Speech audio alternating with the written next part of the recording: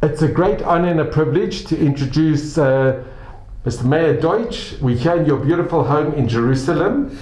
And Meir, if you could tell us a little about your roots, where you came from and where your parents came from.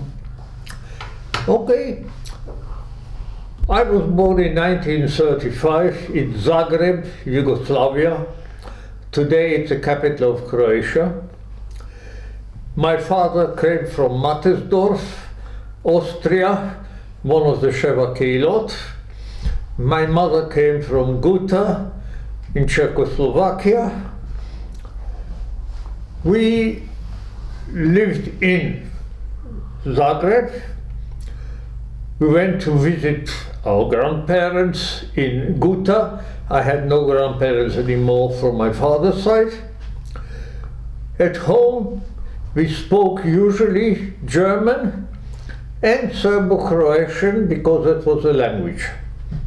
I taught myself also the Cyrillic alphabet because that's in Serbia, that was the usual language. My father, after serving in the First World War in the Austrian-Hungarian army, he studied mechanical engineering in Vienna, represented companies, Austrian companies in Yugoslavia. We shouldn't forget that Yugoslavia, Croatia, and Bosnia-Herzegovina were all part of the Austrian-Hungarian Empire. So that just after the war, it was very close. It was still part of it, if not. After some time, my father said, "Why should I represent Austrian firms? For me, there is no heavy metal factory in Yugoslavia. I'm going to establish my scales and cutlery factory in Zagreb." Eventually, he succeeded. He established it. He was producing scales from baby scales up to scales, surely shop scales, and up to railway scales, and scales also for the Yugoslavian army. In cutlery, he did always only rust-free or stainless steel cutlery, and he wrote on it his logo, and in German, rostfrei. We were quite well off. My father was quite a generous man also to the community. He was sitting at Mizrach in the shul, and we were comfortable. We had a nanny living with us and a cook. So we were more or less quite well off.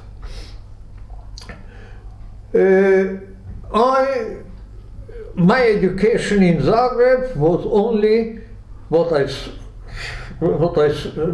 self-taught by myself, and I went to Cheder. Up to 1941, I was still not at the age of school, so I actually did attend school, I think for 2-3 days.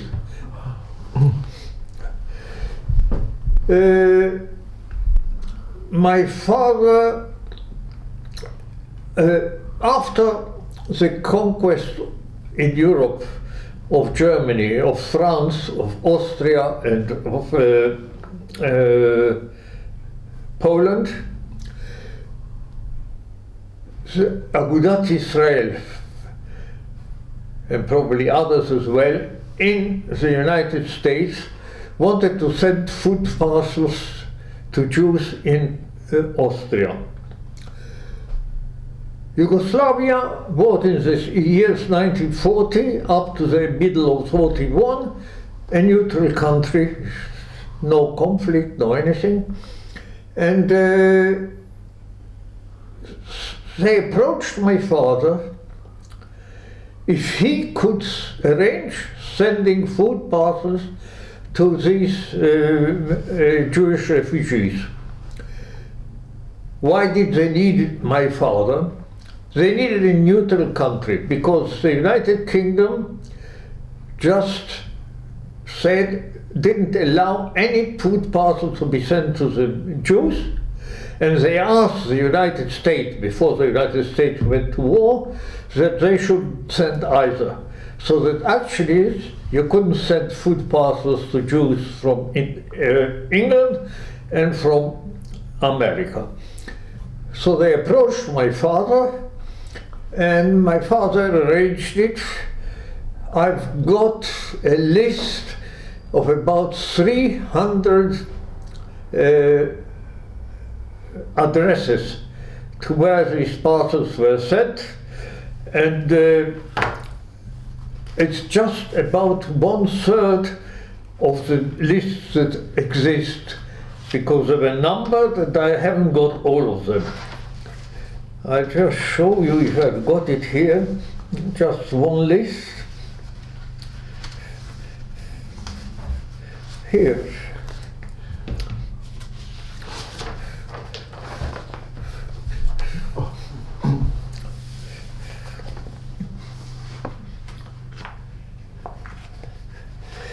You can see there the family altar in Biedermann. These are the Gerer Rebbe family. As I said, I've got only 300 addresses. In 1940s, Italy felt that she is neglected by the Germans. The Germans occupied France, Belgium, Scandinavia, Holland, Poland. They have to conquer as well something. Without asking the Germans, they attacked Greece. They thought that they are going to win the war just like that, but they failed.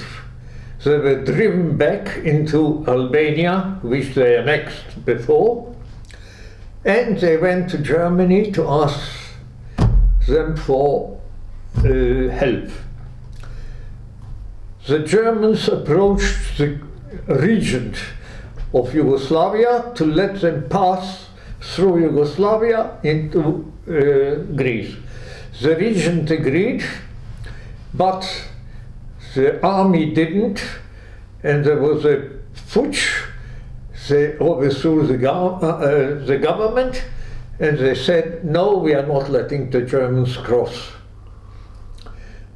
Okay, Germany said, okay, so I'll go without you. And they made a plan together with all the countries around Yugoslavia. You should take Bulgaria, Romania, Hungary, Austria was already annexed, and Italy on the other side. They all attacked Yugoslavia, and Yugoslavia had a small army, probably not very, very efficient or very, very modern, so they collapsed. Probably also after a few weeks, just like France. Once the Germans invaded Croatia, they started dividing the country. Hungary got part, Romania, Bulgaria, and Italy got the whole Dalmatian coast, and they established what's called Nezavisna Država Hrvatska, that's the independent state of Croatia, they appointed somebody who had to flee Yugoslavia during that time. He came back and he established a government, and the first thing they did is the Aryan laws against the Jews. Once we were in a park, while we were still allowed to go to the park, and my mother was reading a newspaper, and I saw a Magen David in the newspaper. So I said to my mother, look, there's a Magen David here. She said, shh, be quiet. This was the announcement of the order to wear the yellow star.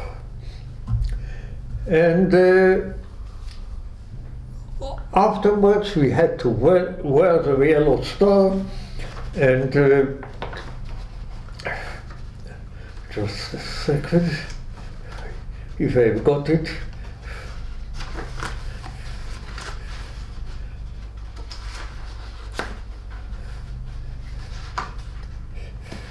If not, I'll have to give you afterwards the news. No, I haven't got it here.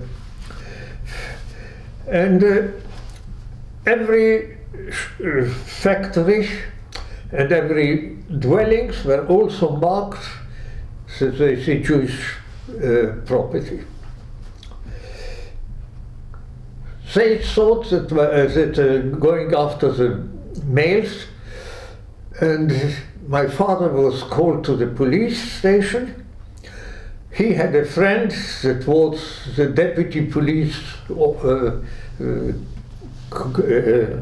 head of police in Zagreb, and he told him, don't worry, I'll free you. Okay. He went there and he never came back.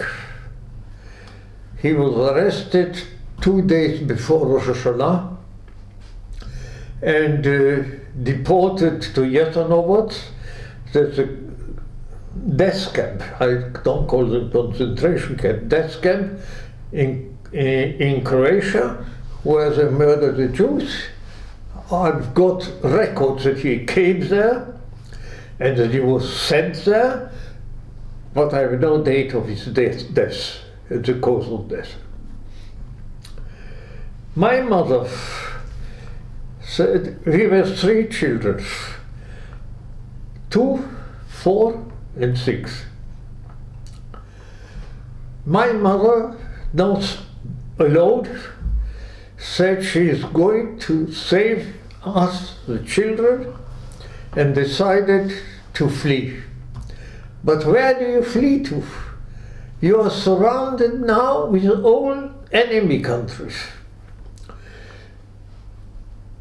My grandmother in Czechoslovakia, this part was annexed from Czechoslovakia to Hungary, so she was already now Hungarian. She told my mother that we should come to them. It's all right here. My mother, I don't know which kind of sense, decided no, she is not going to Guta, to her parents. And she chose to go to Italy because the Italians, or the Italian part of Croatia even, were not against Jews. And we decided to go to Italy.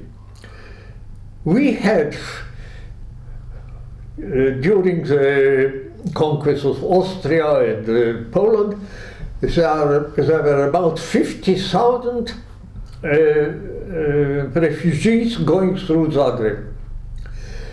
We adopted a family of mother and 2 daughters. They were grown-up daughters, I mean something like 18 or so. And we fled together with them to Italy. We had no passports, we had no visas, we had nothing, but we said we are going to Italy. And we started walking. I remember us going there, but one of the daughters had an album of her childhood, and she mentioned there that we walked, it's about 60 kilometers to the border, we walked and slept under the heaven, under the sky. Okay, we contacted somebody that would take us over the border to smuggle us into Italy.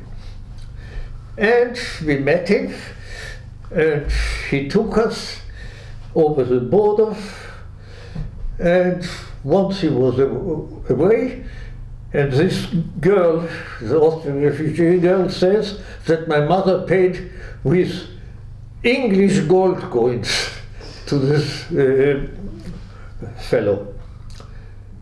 So this fellow said, okay, you are already in Italy, goodbye.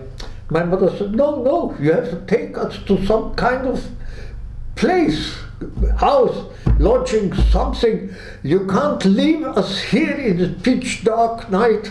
It was Rosh Hashanah, there was even no moonlight, no anything. So he took us to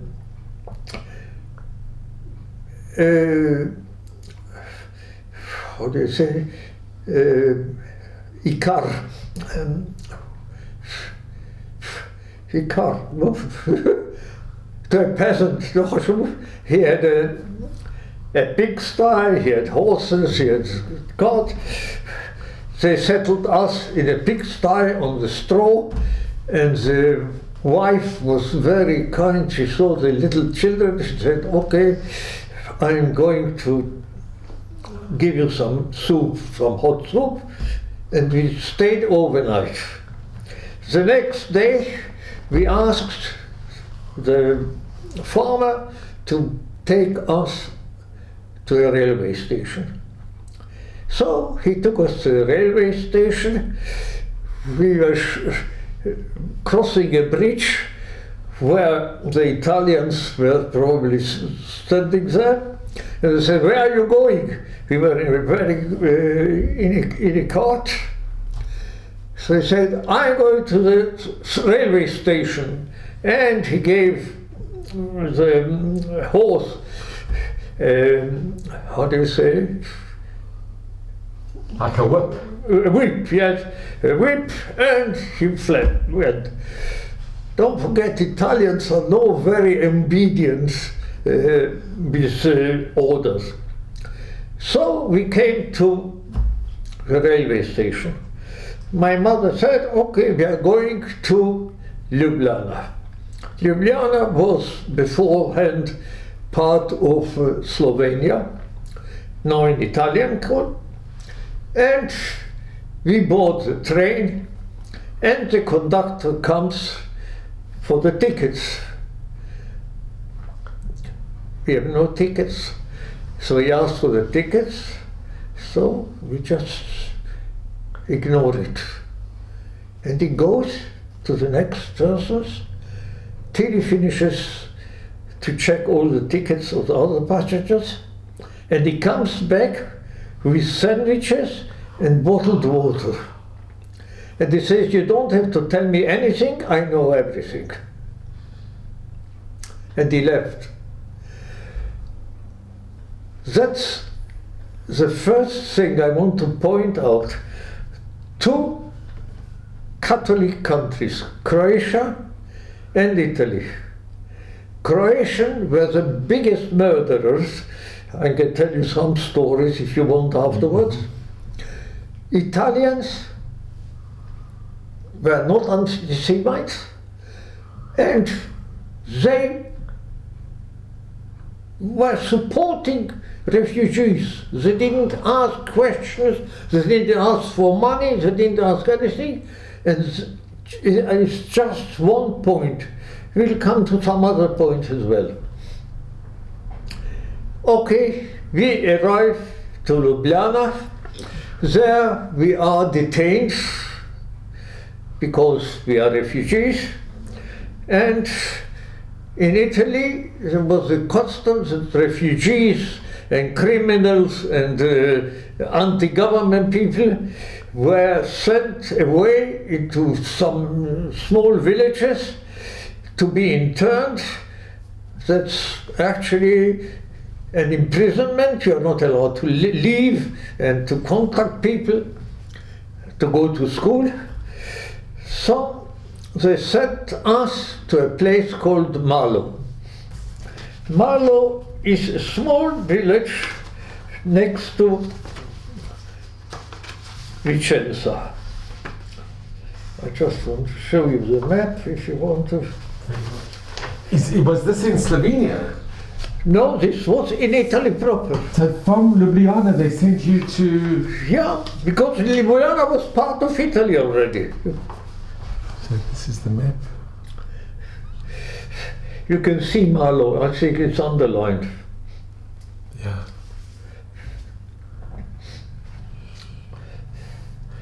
And how long were you in Ljubljana?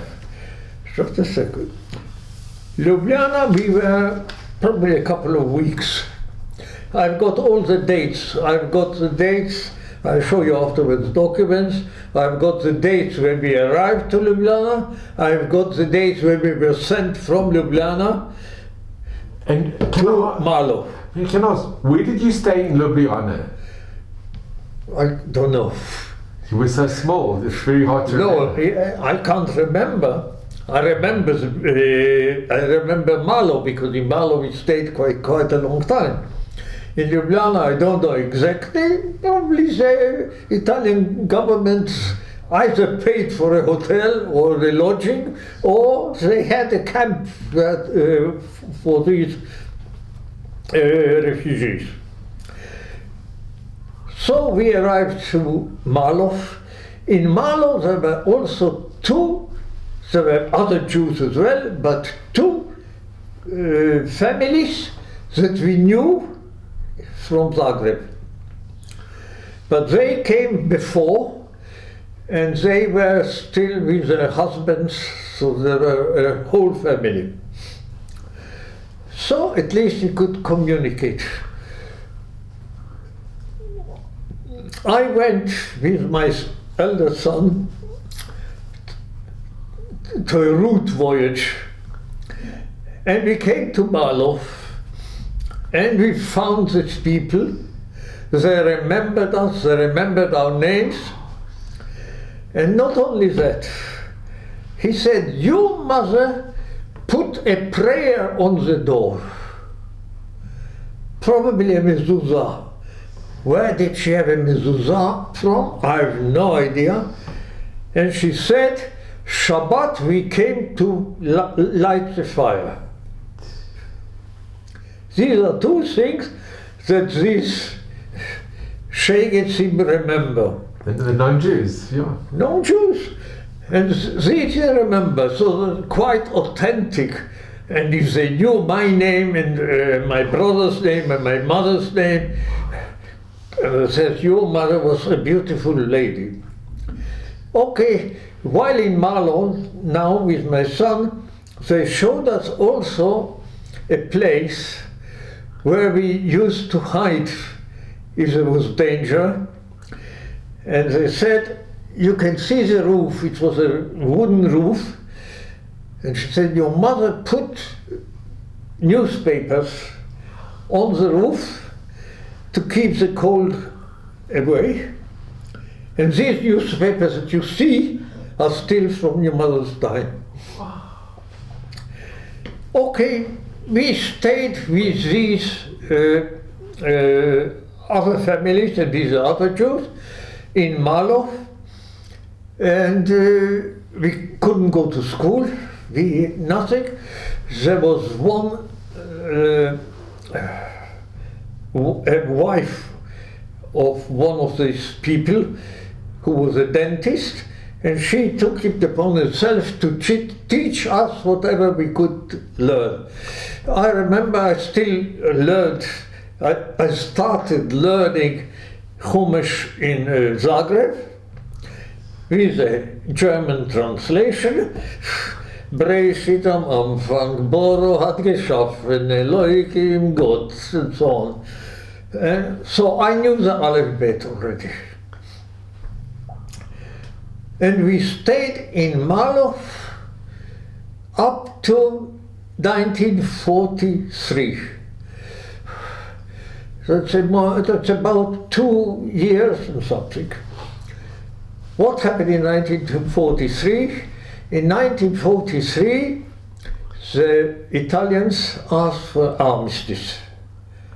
They arrested Mussolini, they formed a new government, they went to the Allies, finished, we are surrendering, and they signed the armistice.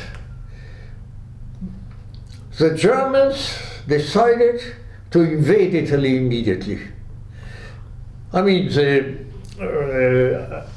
Italian army was disbanded, and there was no Italian army, and there were some partisans afterwards. And now, in Malo, we were known as Jews. We could not stay in Malo at that time. So we decided, and all the other Jewish refugees, except one elderly couple that stayed there and were actually taken to Auschwitz afterwards, we fled. What the army, one of the conditions of the armistice was that Italy should let people free from these camps that were all around Italy and let them go wherever they want. Italy, another thing surprising, we were not in a barracks in Malo. Italy paid each refugee family a monthly allowance so they could rent a place where to live and more or less have some food, whatever it is. I've got even one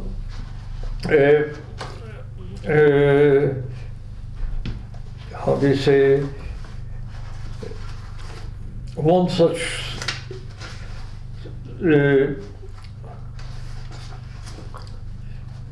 no, I'll have to show you that later. One of such receipts that my mother is signed with others. Okay, now we left Malo, and where do we go? The nearest place is Switzerland, but Switzerland won't let anybody in. And we decided to go south. Why south? Because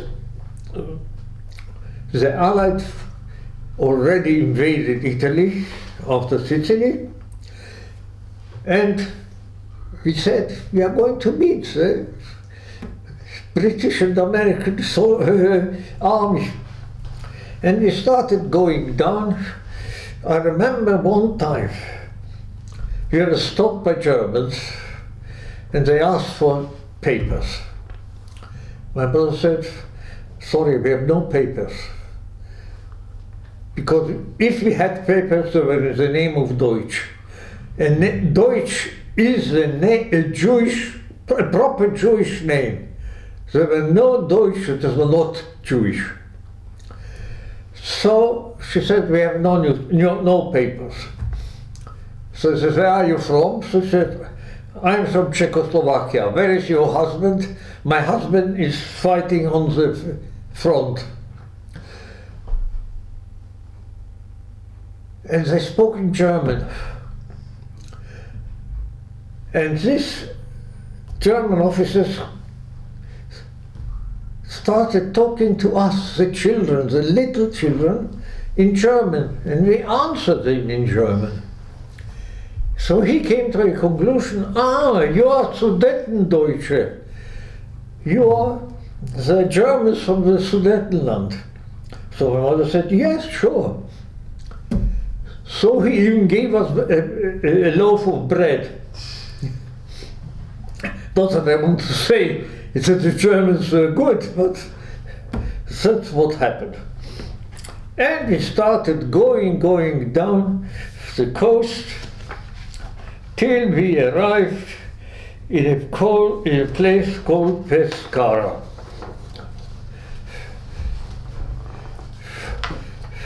Pescara is here. And how did you go? Were you walking? No, we probably had some transport here, some transport there.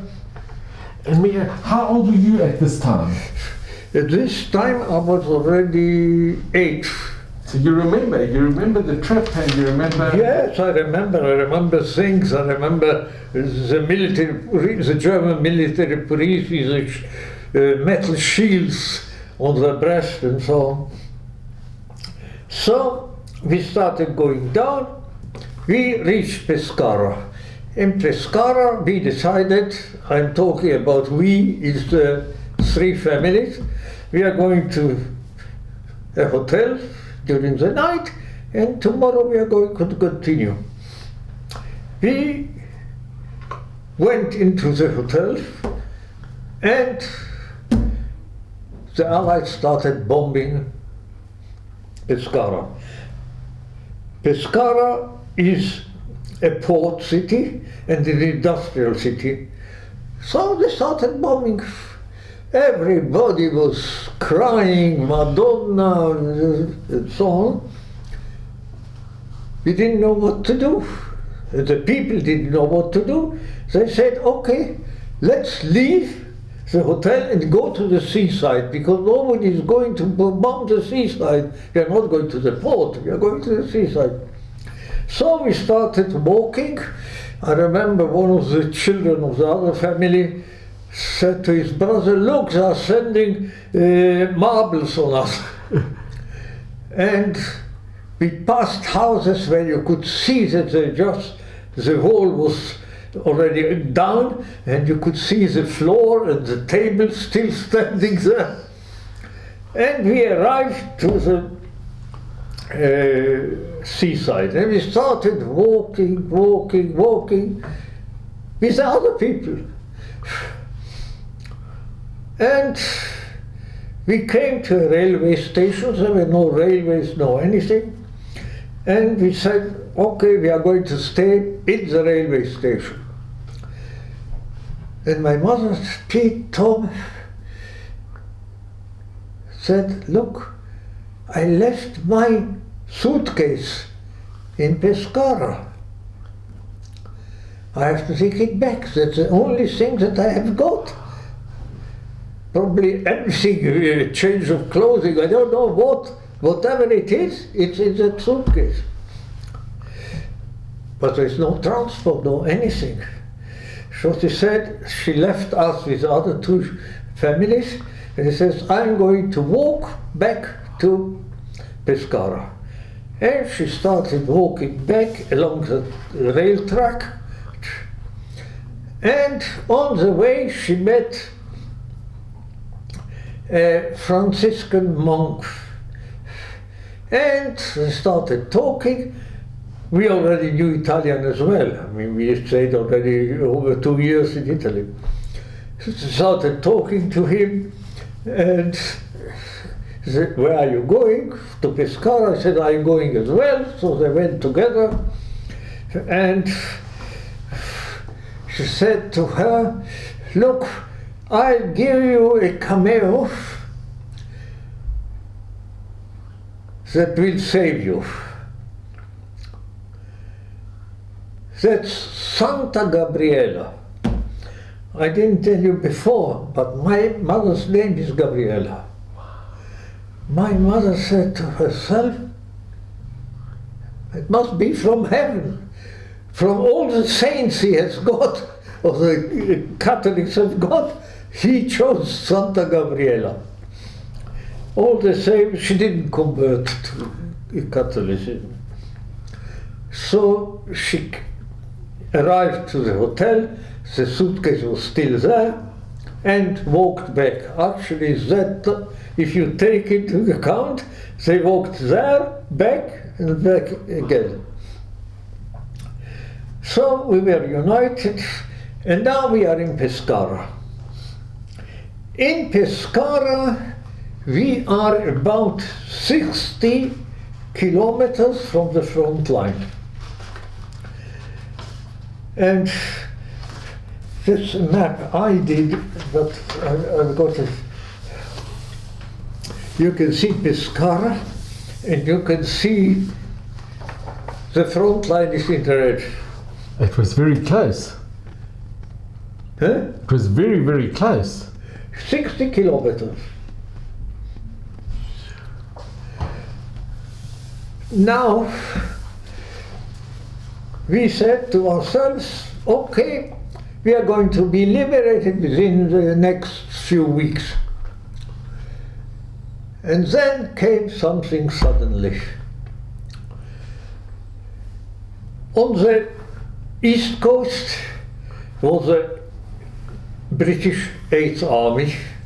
On the west coast was the American Army. The Americans got stuck in Monte Cassino. I don't know if you know, but you can look it up. Monte Cassino was a monastery on top of a mountain, and they couldn't conquer it. They were fighting for it months and months. So they asked the British to transfer their troops from the east to the west. So the front line didn't change at all. On the other side, the American side, they tried to get to Rome, and they landed and made in Anzio. In Anzio, they couldn't go further, and they couldn't go back and attack Monte Cassino from the rear. And one day there was a bombing of the hospital in the landing plot, and a doctor came out and was shouting, "God, please come and help us. Don't send Jesus. This is no place for children." Okay. In the end, about June, if I'm not mistaken, they conquered, actually the Polish army conquered Monte Cassino. And the British returned to the east coast, and now we said we are going to be liberated. But we had months now to spend next to the front line. We couldn't stay in Pescara, this was a big town, so we decided to stay in small villages. Again, I showed you here before, yes, Karamanico, Penne, Vasto, and so on, going from place to place. There were small villages, not important for military purposes or anything else. There was just once the Germans came in when a British plane was shot down, and the pilot parachuted and they were looking for him. So my mother said she needs a valid identity card. So she said, okay, take my identity card. And she had the identity card issued in Italy.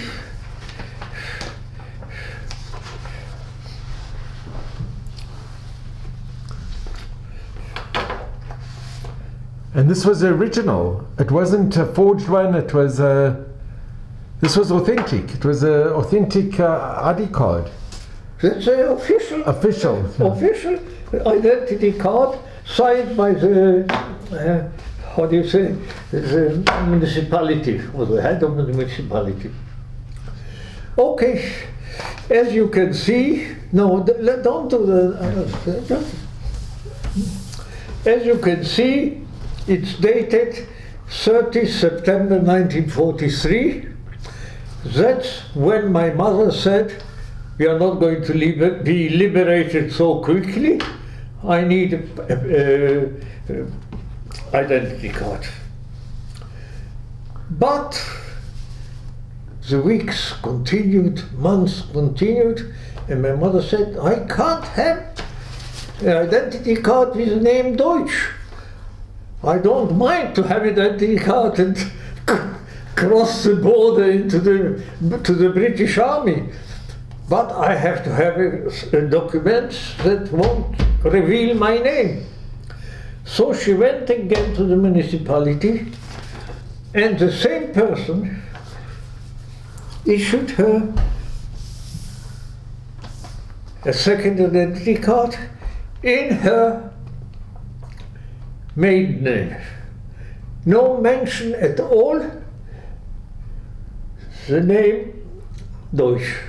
What was her maiden name? Fischer. Wow. So this second identity card was issued February 44. October, November, December, January, 5 months later. Okay, we stayed over in these villages till one day we heard a big explosion and the electricity was gone. Nobody dared to go out, nobody dared to look and ask questions till the morning, till we had late daylight. And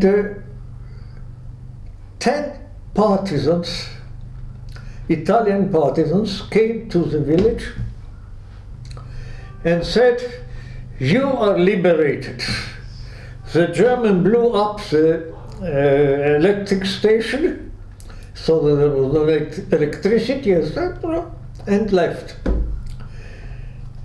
What I still remember, that they used pigeon post to inform their headquarters that they liberated the village. Now we were liberated. Up to now, my mother was probably worried every day how to survive another day. But now we were liberated. What do we do now? She doesn't know anything about her family, not her parents, not her husband, not her brothers and sisters, no anything, except one sister that settled in Palestine. She came from Austria after '38, and she still managed to settle in Tel Aviv. Nothing. But in these small villages, there were in the Apennines very, very cold winters. I've got some pictures I'll show you later. My mother said that one thing, we are not going to stay another winter here. We are going to the seaside. And we went to the seaside, and I don't know which hotel or which house we stayed in, but one day we saw the Jewish soldiers of the 8th Army with their trucks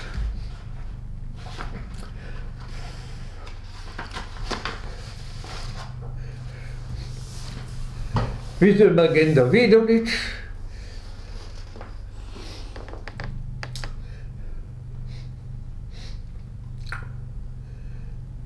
So my mother said,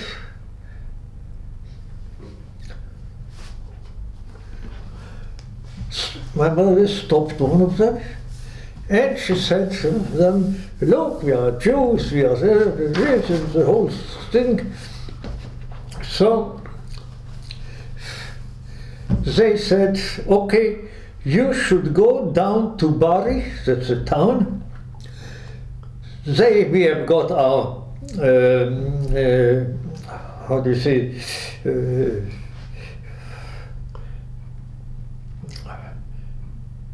our company, or whatever it's called, our regiment, and our headquarters, and then you will be looked after. Okay. My mother, we didn't have a loch. It's a calendar. You didn't have a calendar. Huh? A calendar. You didn't have a calendar. It's not calendar. It's called loch. It is a Jewish calendar. But my mother, and we didn't have holidays, we didn't have anything. But my mother kept somehow the holidays in her head. One day she sees that all the trucks are parked in the parking lot. They didn't go out. So my mother went to the camp. They asked, is the war over? He says, no. So why are you sitting here? He said, today we got a day off, it's Yom Kippur. And my mother said, according to my calculation, Yom Kippur is only the next day. Okay, we come to Bari.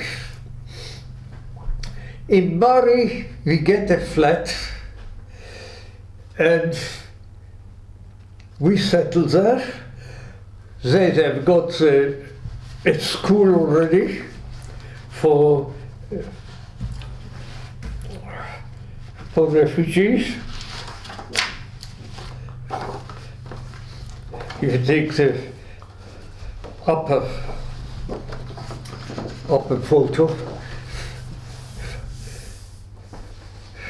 That's a school. You can see one of the teachers, a Jewish uniformed person,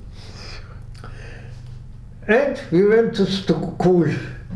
We started learning. Are you in this picture? Huh? Are you in the picture? Yes, I'm here. I'm here. I'm here. One of my brothers is here. So you are on the left on your side, left, and your brother's behind on the girl with the hat. And your brother's on the right side. Huh? And your brother is on the right side. So, Yes, one of the brothers.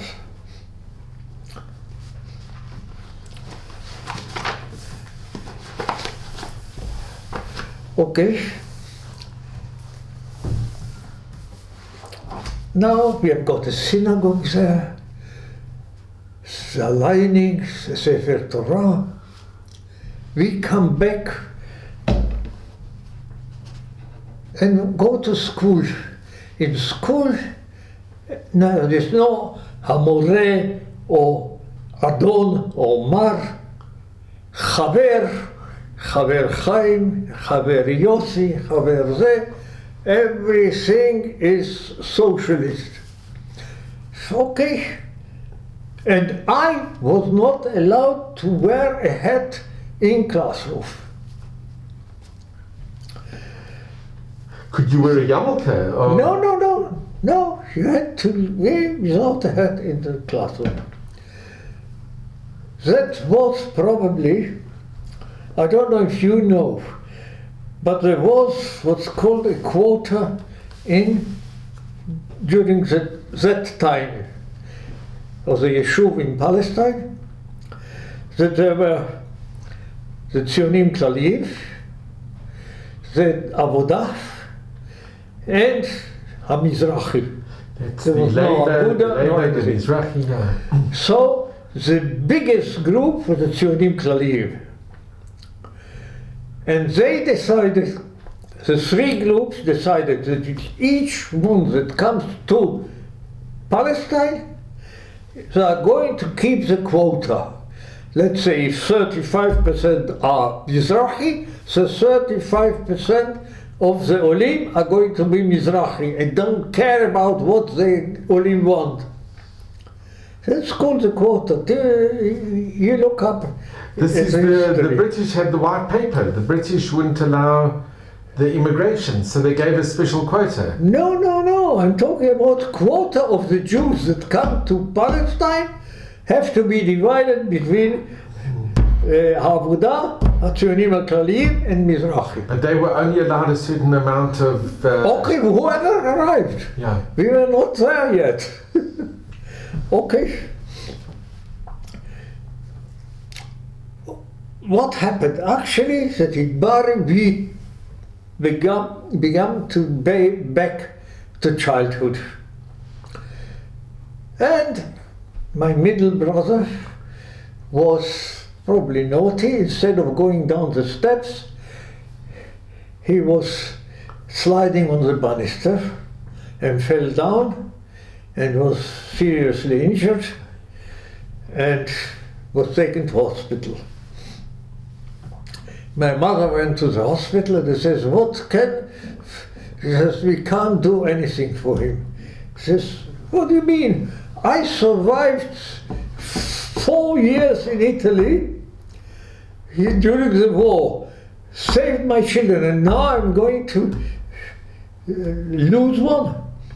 So he says, look, there's only one thing that can save him, and that's penicillin. And penicillin, where can I get penicillin? Only the American have it, and only the army hospital have it. Yes, penicillin was invented before the war, but they didn't produce it. So my mother said, okay, so I'm going to the American hospital. She went to the American hospital and she started begging for penicillin. And they said, sorry, we can't do it. We don't share our supplies with civilians. So he says, look, civilians or not civilians, I survived the war, and now you are going to deprive me of penicillin.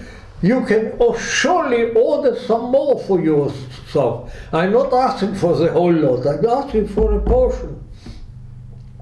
No, we can't do it, we need everything for ourselves. Okay. My mother, very disappointed, comes home.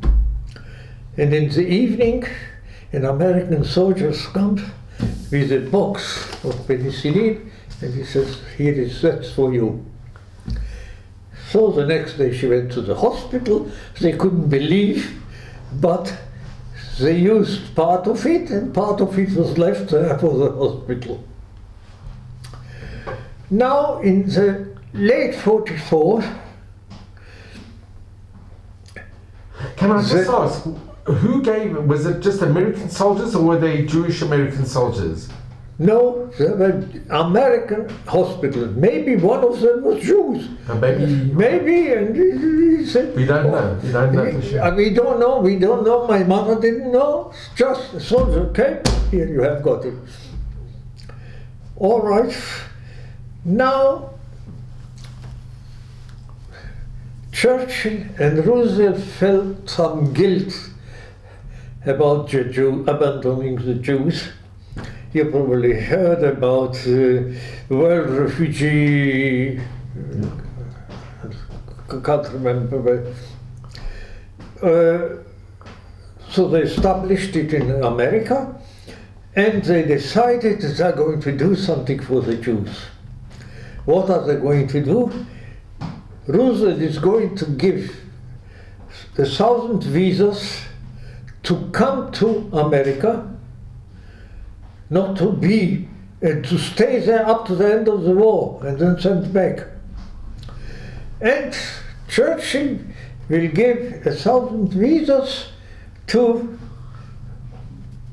Palestine. So we in Bari were offered, well, do we want to go to America or do we want to go to Palestine? My mother decided to go to Palestine. The other two families decided to go to America. Actually, not America. They said, we want to go out with the first boat that goes. So they went with the first boat, together with some German prisoners of war. They went and they were sent to Oswego, Camp Oswego in New York. And they stayed there up to the end of the war. And then, before being sent back, the American government decided that they could stay, and they stayed there. Our boat took a bit longer, so we went on a British boat that was defending Malta, Princess Kathleen, and to Palestine. It was a British boat, and we had only hammocks, there were no beds or anything, and the only food we had on the boat was tinned salmon. They had no other food, but probably that's what was left somewhere, and they put it on the boat. We arrived in Haifa, and the war was still not over. So we had to go by ways not to be mined. And we came here, and the British were afraid that amongst the refugees there are probably some German spies as well. So they took us to Atlit. Atlit was another concentration camp. Not a death camp, but a concentration camp, barbed wire and so on. And what year was this that you came? In what year did you come? What year was it? 1945, just before Pesach. That's about two months before the end of the war. And my mother's sister, my aunt, came to see us. We couldn't embrace, we couldn't anything. There was a double fence of barbed wire, but at least we saw each other. And my mother was told, again, about the quarters. Where are you going? Bet Seirot Mizrahi. Bet Seirot Mizrahi. She didn't know what it is, she didn't know what it is, anything. Bet Seirot Mizrahi. Whatever it is, Bet Seirot Mizrahi. Okay. We made the first seder in Atlit, and then we were freed, and we stayed. My mother went Bet Seirot Mizrahi.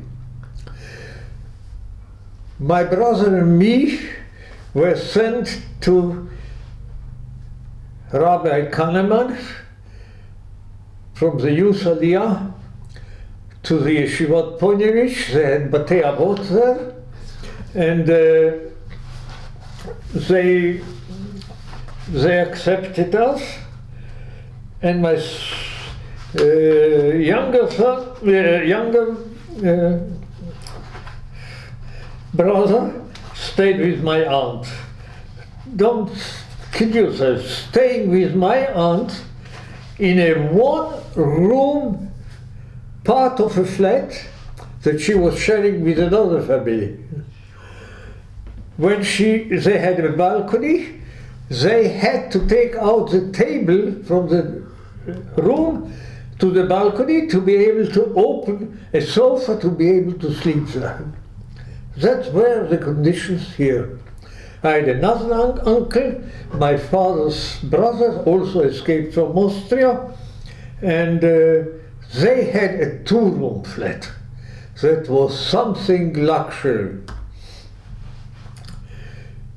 Okay, we were sent to Rabbi Kahneman, and we stayed there up to about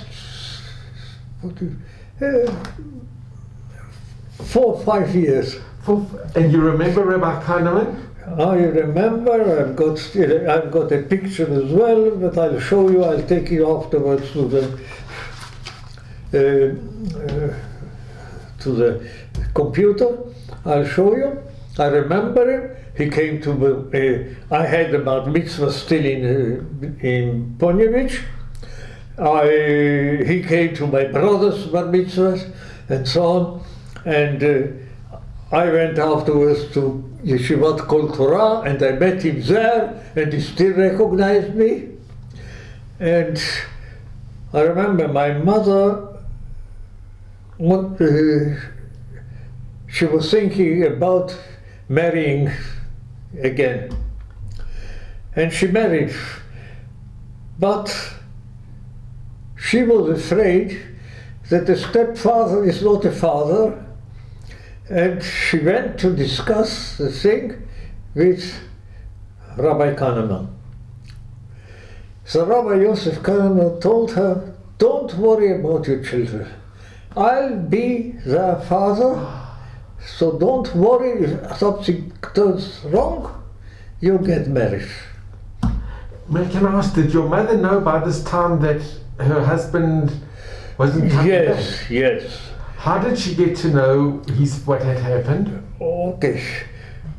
People ask me all the time, how do I have so many pictures of my youth? I'll show you soon. Before my mother left Zagreb, she gave the key of her apartment to the secretary, to my father's secretary, and she told her, if you can keep it there, okay. If you have to evacuate, try to keep whatever important documents you think are important.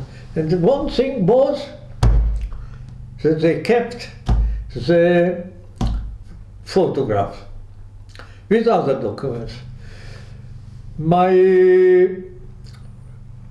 We contacted the Yugoslav government, and they had lists of people who were killed in Jasenovac. The list exists still, okay? And so we got a death certificate from Yugoslavia, and without a date of the death. And my mother got married again, but before she got married, we had, my father had some cousins here in Haifa, and my cousin said, they wanted to leave, and they said, okay, we'll give you the flat, stay in the flat, and do with there whatever you want. So my mother established there a restaurant. Okay? I've got still the brochure of it. I'll show it to you afterwards because they're all in here. And that's how we managed to survive. And that's it. And I'm here. And can I ask, how was your stepfather? Was he good to you, or? He was an Englishman, so at the beginning he went back to England with my mother, so we didn't see her for a couple of months. And then he decided to settle here, and we stayed in his house, in his flat. And did they have children? He had children before, but they didn't have any more children. But he was good to you and your brothers? Yes, yes. Not like a real father, but But at least, let's say we got some education. And he was very, very, very insistent that we learn English, and he even provided us with a private teacher to teach us English. So that was important to him. Wow. And Meir, so you were here from the founding. You were from 1948. You remember the founding of the State of Israel? I remember Friday was a declaration of independence. Saturday, Egyptian planes came to bomb Tel Aviv. We went up to the Batei Avot in Ponerish to look at the bombing of Tel Aviv by the Egyptian planes. It's like Shevach Weiss wrote at the preface to my book, yes, that he was eight להקמת המדינה. Or I'll read it to you if you want. Please. Could you show the book? Yes. What is the title of the book? ילדי Shabbat. And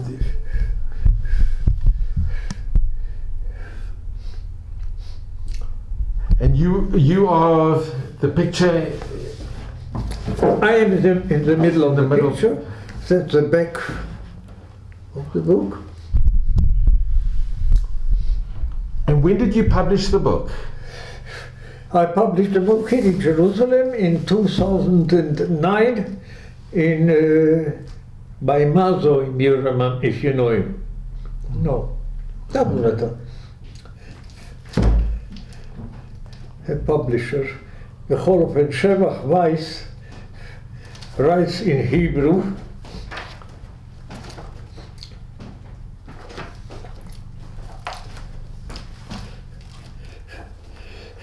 Can I read it in Hebrew? Please, and then if you can translate.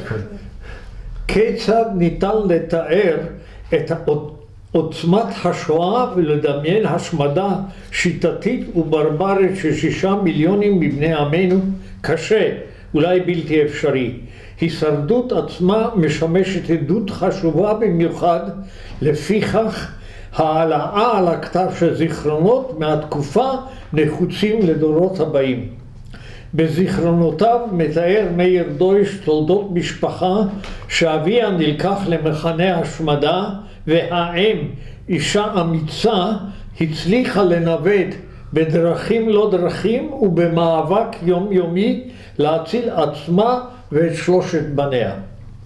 בין השאר מתאר מאיר דויש את העיירה שבה נולד אביו, מטרדורף, שהייתה עיר ואם בישראל ואחד מ7 הקהילות.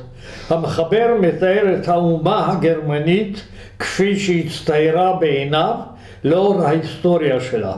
מהלך הסיפור גולש אל מעבר לאותה תקופה, המפגש עם חיילי הבריגדה היהודית, עלייתו ארצה עוד בימי המנדט הבריטי והקמת משפחה במדינה שהוא היה עד להקמתה.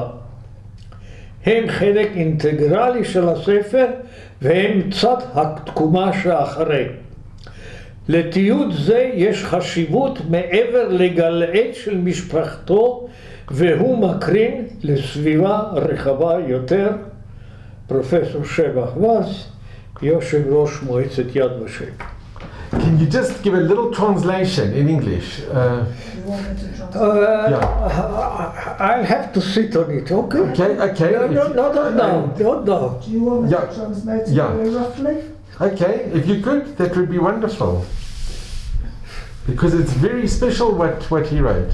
Yeah, it's very special. I don't like having my picture taken. That's very good.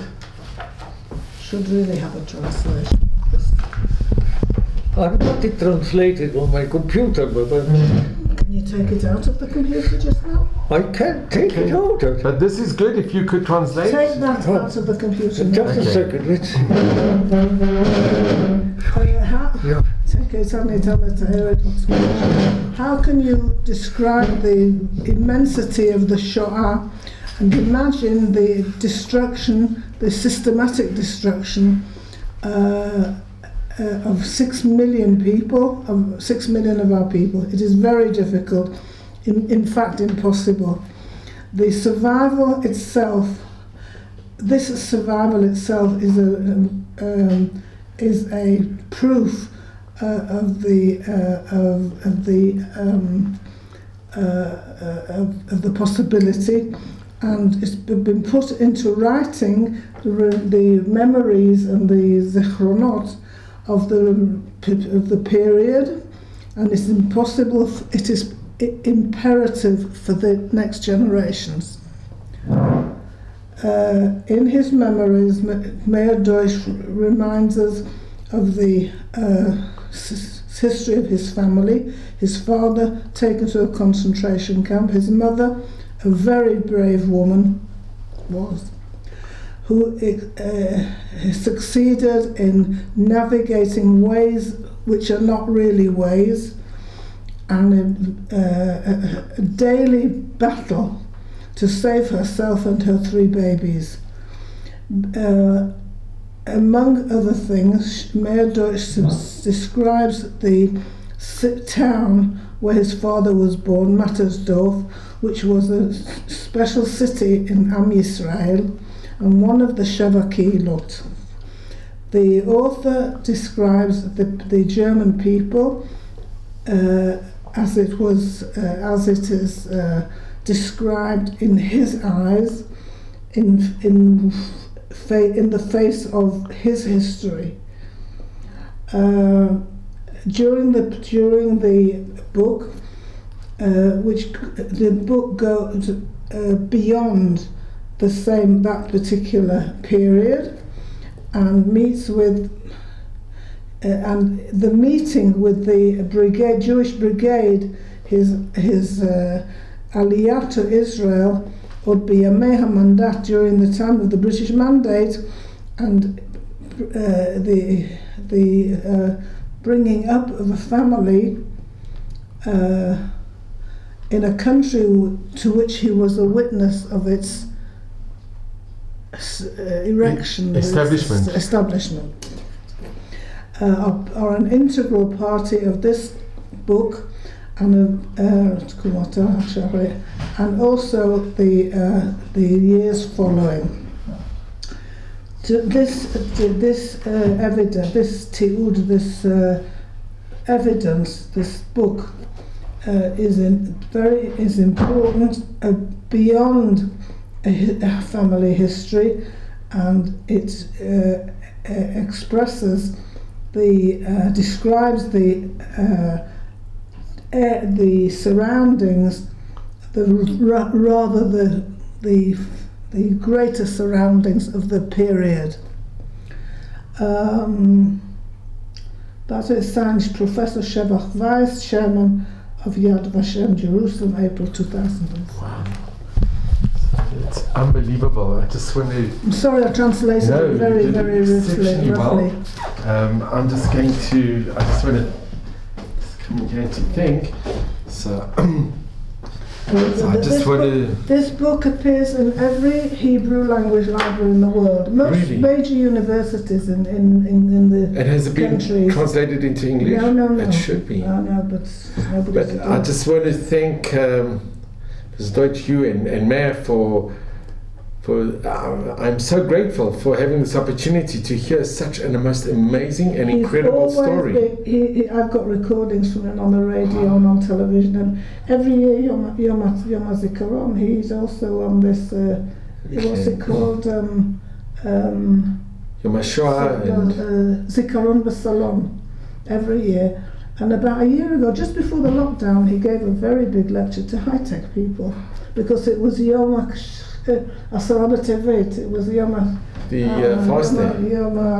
So this is the book, and it's been such a great honor and a privilege to be here in your home and to listen to your husband speak. He's got these kids sitting around the table, sixth formers, and they're doing their Bagrut. And they have to write about the Shoah. And they turn up here. If we look at the original, the documents, it's He's got it's unbelievable. And he told you that he went back. Yes, with your son. And they found things that are just unbelievable, unbelievable. And he has it on film. He has everything. He has a whole film. Yes, we had the pictures from inside the book. Yeah, that's right. It's incredible. He's really, all these were sent to him, documents and so by his father's secretary, who kept them. So I'm just going to show, guys, I'm just going to show, these are the pictures that from the family that the secretary kept these pictures. Kept them. She gave her the keys to the house. It was Rosh Hashanah. He told you they fled on Rosh Hashanah. And then he gave her the keys to Slavica. Even I know who Slavica is because my mother-in-law corresponded with her until she died. Gave her the keys, said, take any valuables that you can hide, any documents, photographs, anything. And she explained why they have to go away, and they went. After the war, they were given all the documents and photographs. All these are the pictures that, and it's amazing because it survived. These pictures survived. Yeah. This is when they were already in Israel. The pictures survived because she kept them. She looked after them. She kept them and a few bits from the house also. It's incredible, maybe that you have these pictures that they. Yeah. It's really amazing. So, Meir, if I can ask you, what advice do you give to the younger generation?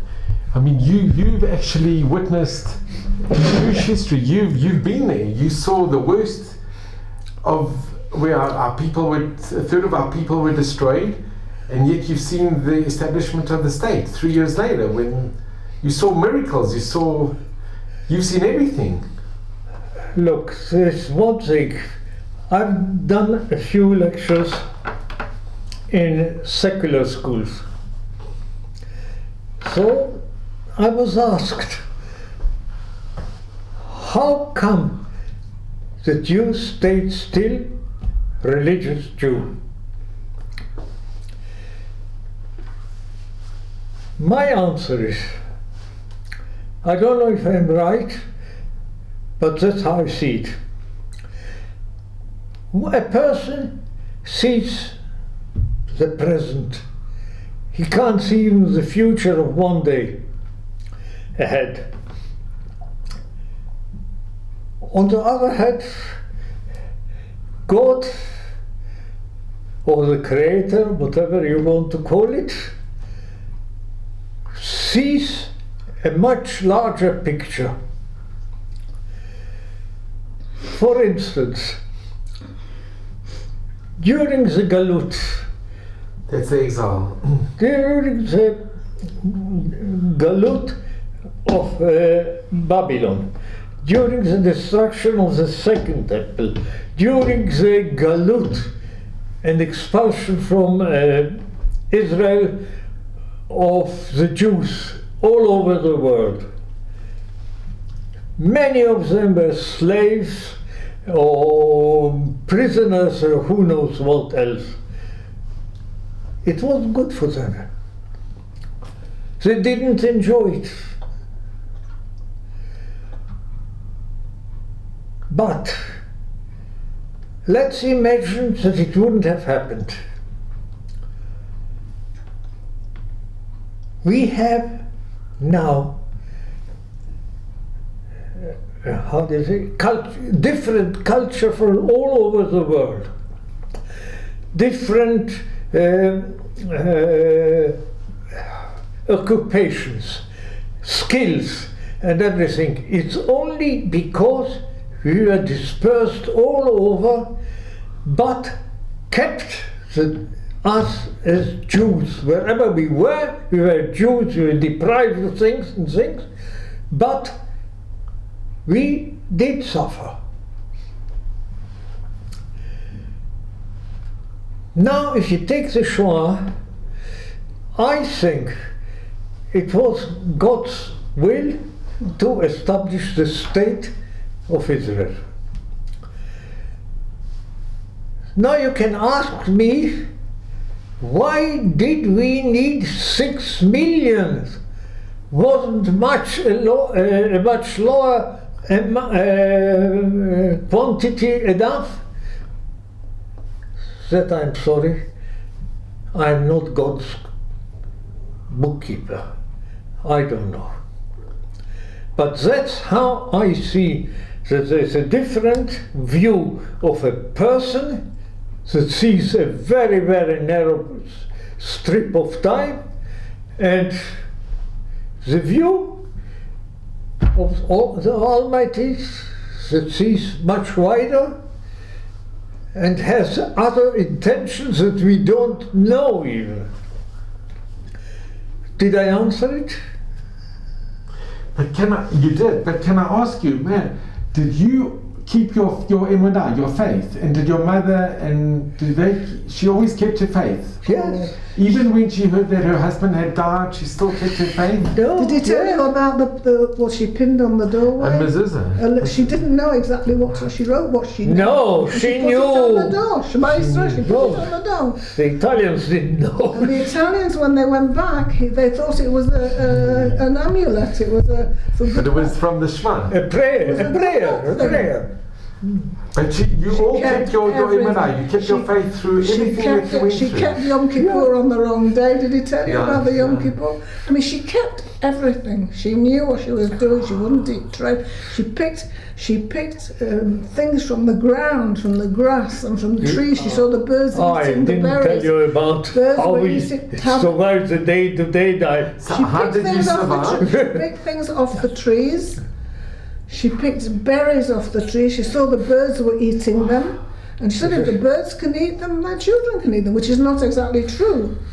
And she picked things out of the ground, all kinds of greenery, and she boiled them. And my And they father ate it. was clever also.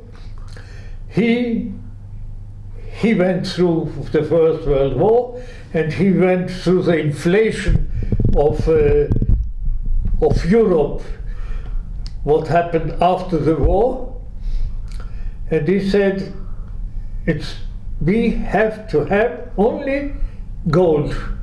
Only gold, because currency is not worth anything after a war.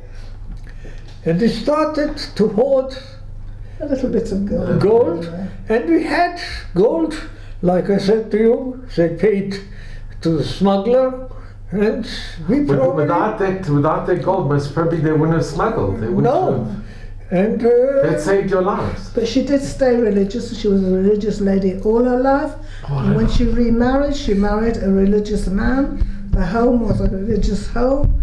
And the boys, all three of them, brought up religious families.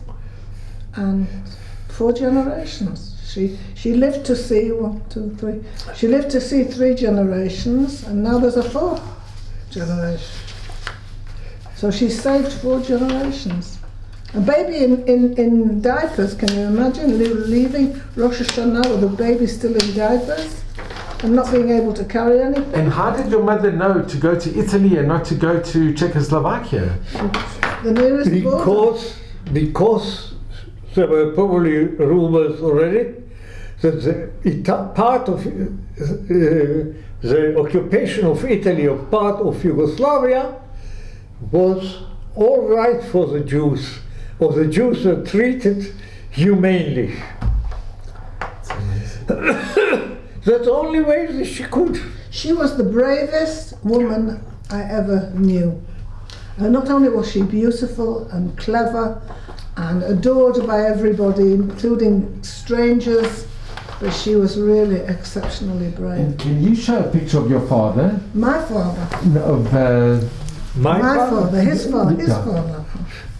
My father's another story. your. A different story. My father is here. My father is here. So I want to show it on the. No, but you can have. That's our youth.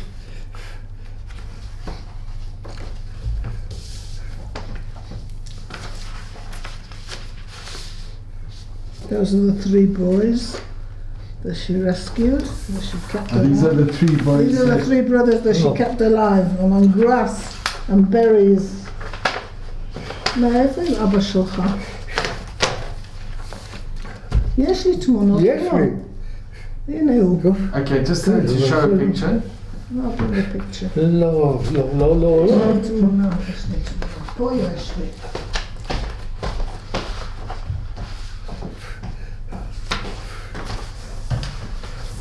In the slideshow you will have. You can't take pictures of the screen. But in the book you have a picture of your father. Here's his father. Yes. Here. Here's his father and mother before the war. זה יש לי. I said that he wants to see it. Yeah. לא, זה ראיתי פה. Okay. That's You his could father, show- that's his parents before the war, and that's his mother in Israel. Okay. This is your parents before the war. His parents before the war.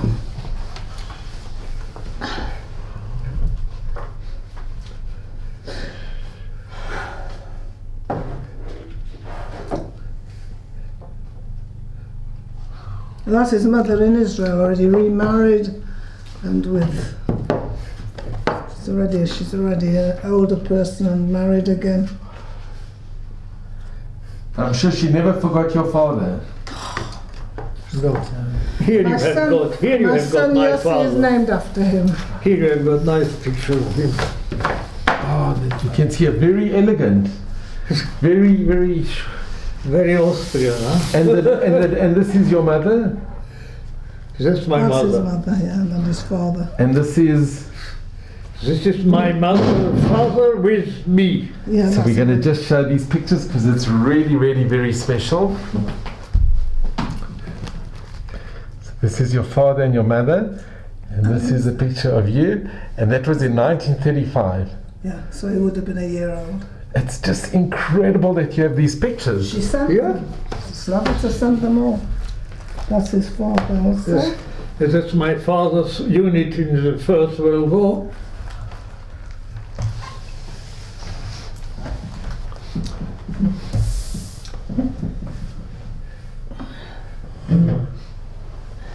And Meir, did you ever go back to Zagreb? Yes.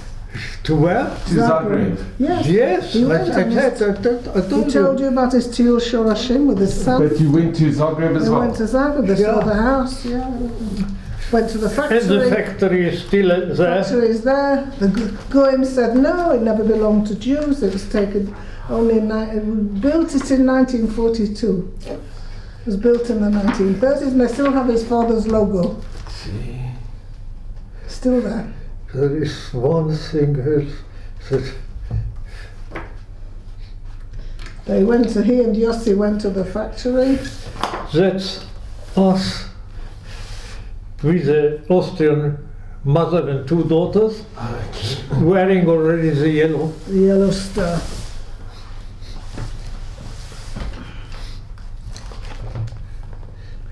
And that was in 1941. Yes.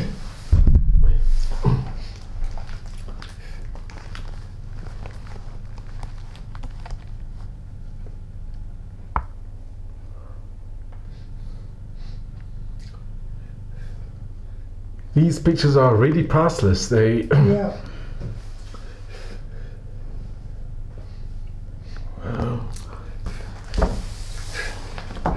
Yeah. No.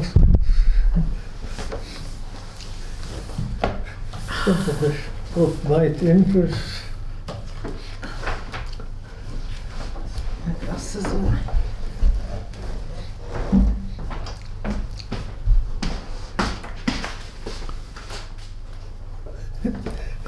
Here you have Yeshiva Ponevich in 1945. That was Yeshiva Ponevich.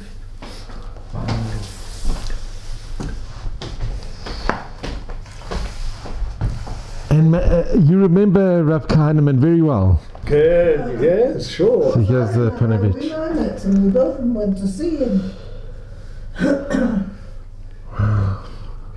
Here I show you Rav Kahneman as well. He was his Kielu father. He was his adopted father. So there was a Michael Ulrich. I don't know if you. Michael, We knew we very were well. together. They were We together. were together in the theater. They were together. I was with Michael a week ago. Really? In How's he Geneva. doing? Baruch Hashem. You speak to him occasionally. I speak to him occasionally. Here is my mother's pension Deutsch. That's it. Well, that's We were another speaking about the story. pension, yeah.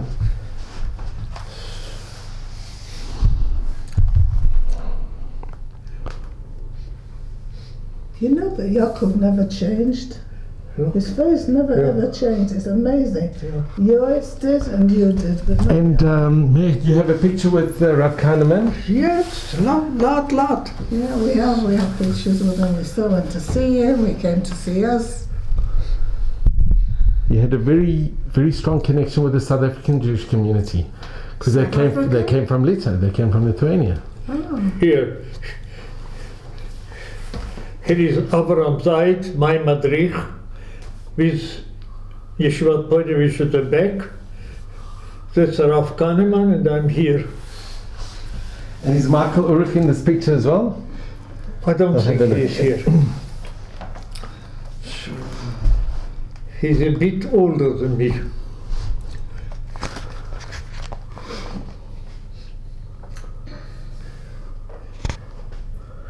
This is with the Rav Kahneman.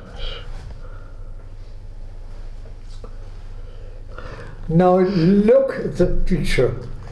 You can see nobody is black. Yeah. Nobody has a hat. Maybe a casquette, maybe a beret, but no hat. Shorts.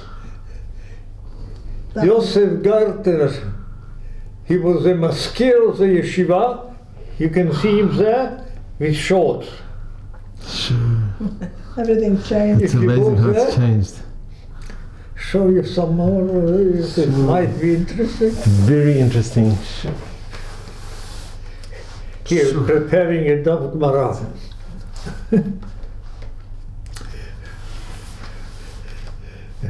And that's when we came to Israel, to Palestine. That's my mother and that's her sister. Okay, I just want to show it. This is when you arrived. Huh? Yes, 1945, after Athlete. They arrived to athletes, but they were in And town. how long were you in Athlete? I don't know exactly. Must have been several months, maybe, because you were released for Pesach.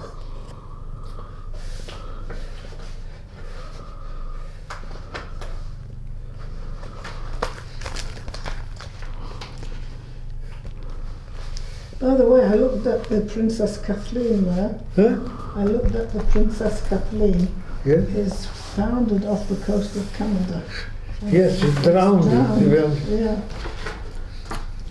Here you have some pictures of use, some scales. That's what your father made. And it's got the logo, your father's And the logo. logo is still there. They're still Here I using got it. it. But it didn't exist before 1942. The logo is here.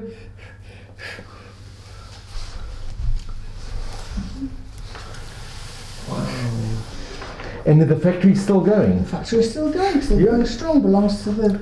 Yes, but they have electronic scales today. But we've got one or two pieces of the cutlery. I gave them to my son to look after.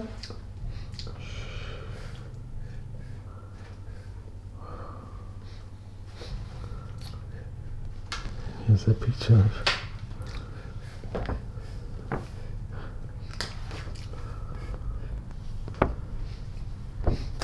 And can I just ask, Mayor, what happened to the remainder of the family?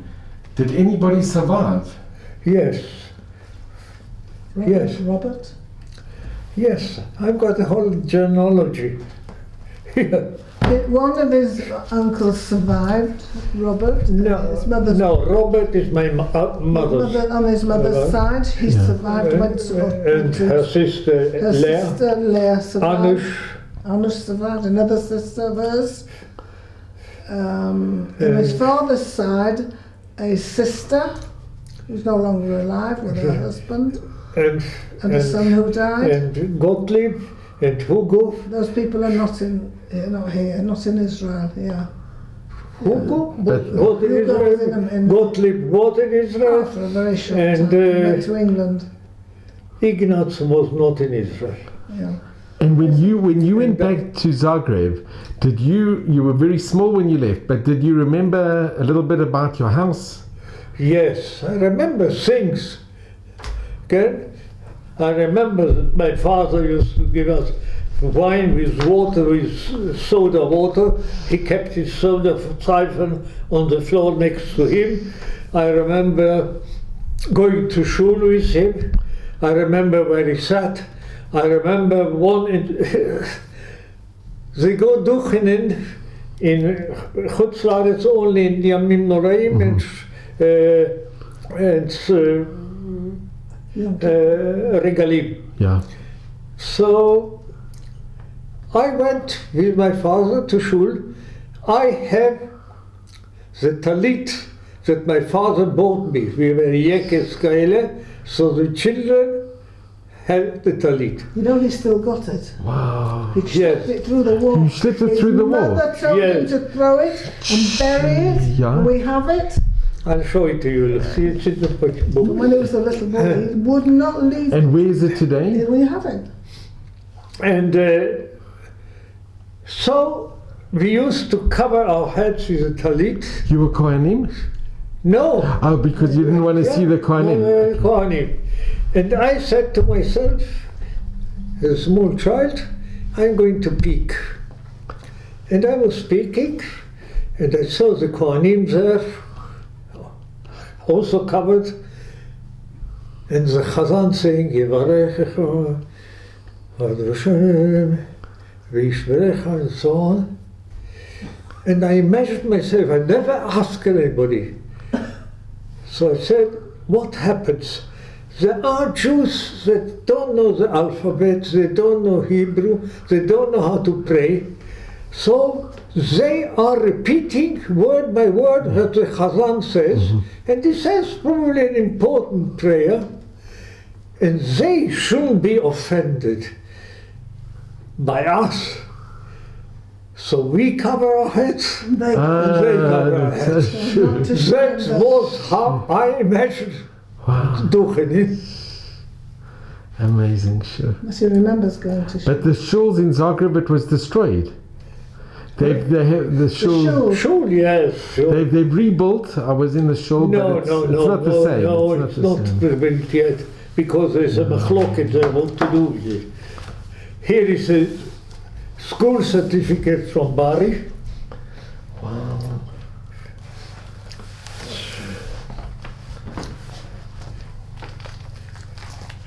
You telling about the newspapers in the ceiling. Yeah. Yeah. Amazing. Absolutely amazing. And Meir, can I ask, the name Deutsch, was there any Germans with the name Deutsch?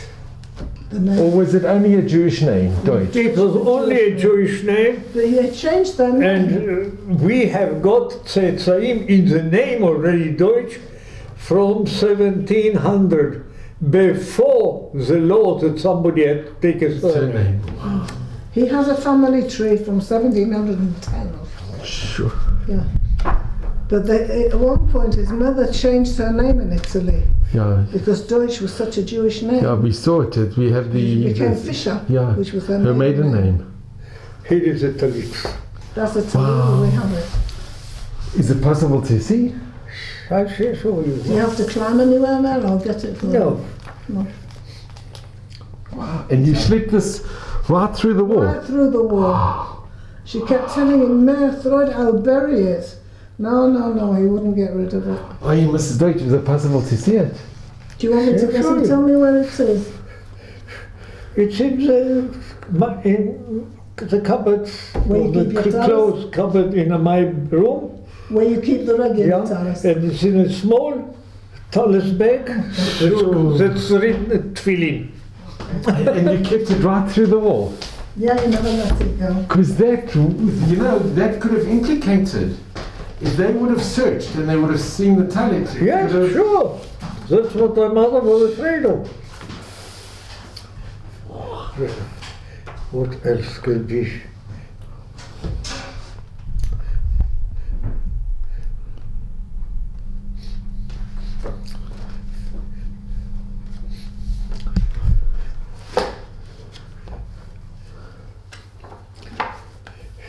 You were talking about religious. Yeah. My father was so religious that he went to sea with the yarmulke.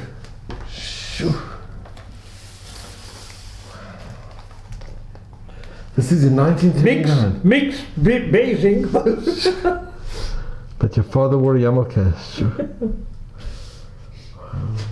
There was nothing against mixed bathing.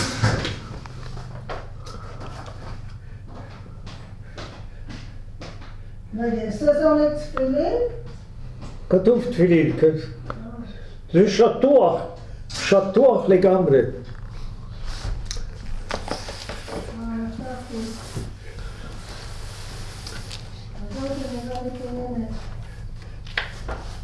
No, it's empty. It's empty. חשבת?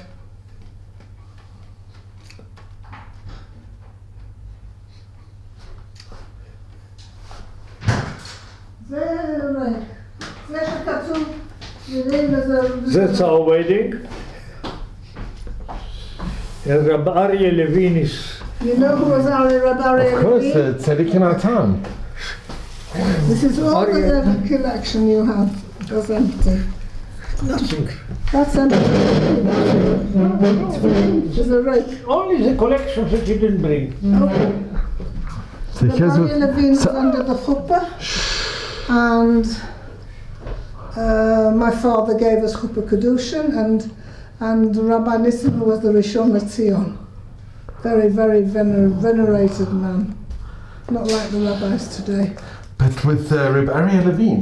Rabbi Aryeh Levin was under the chuppah with us, and the three rabbanim. And can I ask, did Meir often speak about his experiences? Yes, all the time. He And learned did that he from his and did he mother. speak a lot to your children about Yes, they know everything. from a very young age? And the older grandchildren, who are now married and have children of their own, they know all of it. They're And very they interested. were always asking Very questions. interested. And my mother-in-law was a person who talked.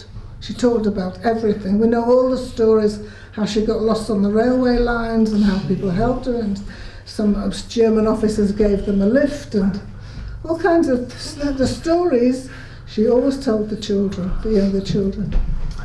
I brought all your talesim, now you can dance from now Meir, till this is tomorrow. unbelievable.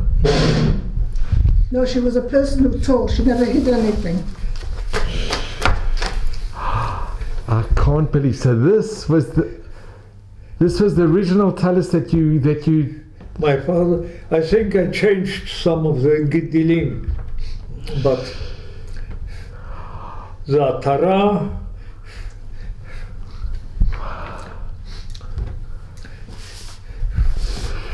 Beautiful.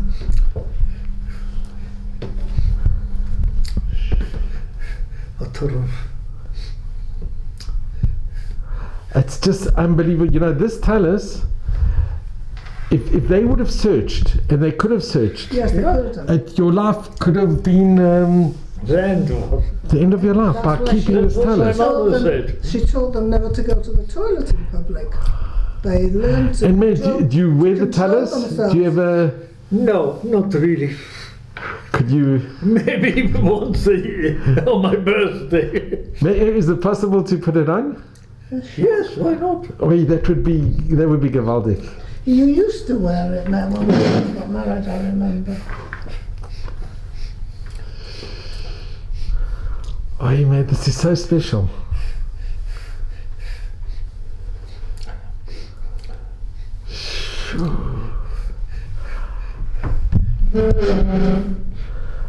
Meir, thank you so much. This is the most amazing. She's there. That you carried this talus and that your mum allowed it She through the wasn't happy war. about It's it. something. She wasn't happy about it, but she did. This is it is priceless. This must be one of the most. Your lives could have depended on this talus. Yeah. Well, the children will look after it.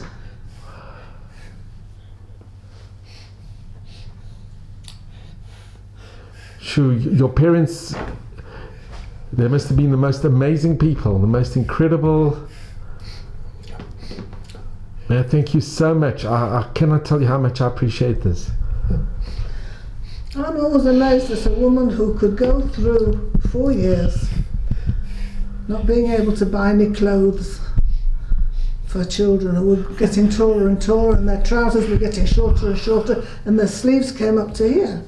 The people where he went back to in Marlow reminded him, he said, you were the ones that went with the trousers all the way up here in the snow. And the sleeves came up to here, only came up to here. Well, she didn't have any. How could she have a baby in nappies, in what you call diapers? He was under 2 years old. Well, I want to thank you both so much. I am If you want to see some pictures, I am so indebted to you. I would very much, but man, this has been absolutely unbelievable, and I am so grateful from the bottom of my heart. I really am, and you should just know both all of Hashem's blessings.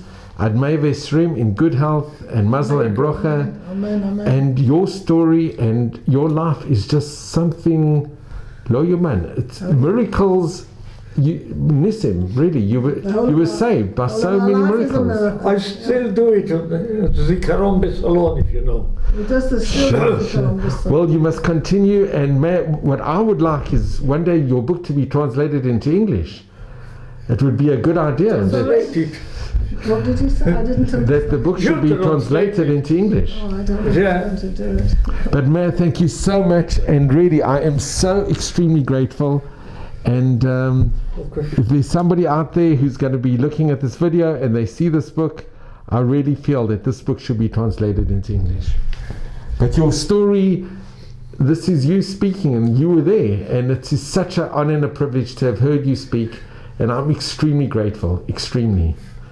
So Bemet Toda Rabba and Kol Halev. Thank you so much. I didn't even offer you a kebab. All the very best. I was afraid to move about. Okay, Toda Rabba Rabba. Now,